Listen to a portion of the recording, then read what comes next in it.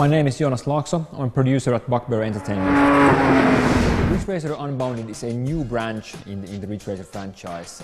It is what we came up with when Namco came to us at Bugbear and wanted to see what kind of Ridge Racer game we would make. The whole gameplay is built around the notion of having like this positive cycle feeding itself. So when you're driving well, you're drifting. Basically, you have to drift in order to do well in the game, and all of that feeds into a power gauge. And when your power gauge is full, you can use your power to like punch through stuff that's in your way, and everything that you do with the power also like helps in your racing. So you'll be taking shortcuts, you'll be launching traps, taking out other guys, or just using it as a speed boost. The way that the shortcuts and the traps to operate is that you need to know them. So when you're playing the game, you become aware of where all these opportunities are, even if you're not using them yourself. But you need to be aware, like maybe one of your competitors has opened up a shortcut, so you're in a position, in a good like incoming line, that you'll be in a position to take advantage of that. Or that you never like take the one route where you know that there's this one trap that you never manage to avoid when it's launched, and that sort of thing. So there's very much a need to remain aware of the track and how it's changed from lap to lap in order to do well. Initially, when we started thinking about ways to like bring the destruction into a more core part of the gameplay, we just like had this very nice like visual ways of taking down buildings and stuff. Actually, only in playtest we finally like realized that there is a big mental block with most people that like when they've been playing like arcade driving games for, in some cases, decades, and they're just very adept at avoiding obstacles and stuff. And here you really need to get over that and understand that you need to be able to plan your route like in the most effective way possible, even when it means that you're going to be going through like parked cars or whatnot. What we're doing is we're using color, so like yellow is warning you off, like don't try to drive through this, it's not going to work. And we're using like silhouettes, so if it's higher than a car, it's probably not going to be easily destructible. If it's obviously something that you can see through, generally you can just drive through it.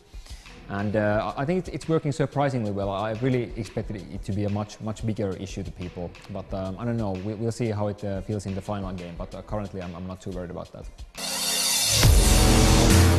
The big thing that we wanted to do with the cars was to make them as compatible with each other as possible. Like we really don't want to end up with a situation where like everybody is playing with the same car in multiplayer because there's one car that is clearly superior to everything else.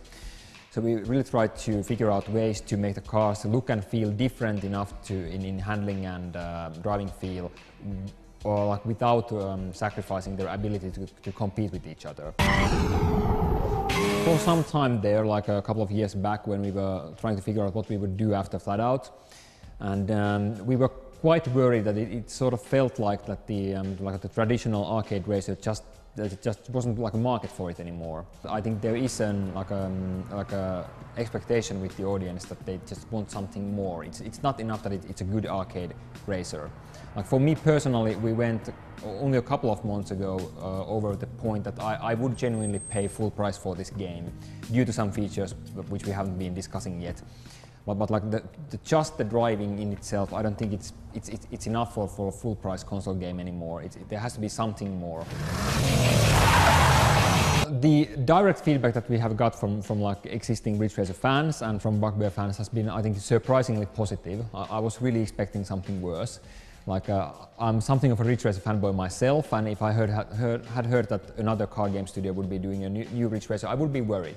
But I think that we have been very open about that this is not the end of Ridge Racer per se. Like I think that there's probably going to be a Ridge Racer 8 at some point. It's not going to be made by us, but hopefully like one of Namco's internal studios or whatever. And this is just a new branch for Ridge Racer. Like I would personally love to do an Unbounded 2. Like we have plenty of features that we just couldn't fit into this game, and but we really don't know how it's going to play out. From what I understand, there could very well be like a Ridge Racer 8 and an Unbounded 2, but we don't know yet. Like I can easily see them coexisting.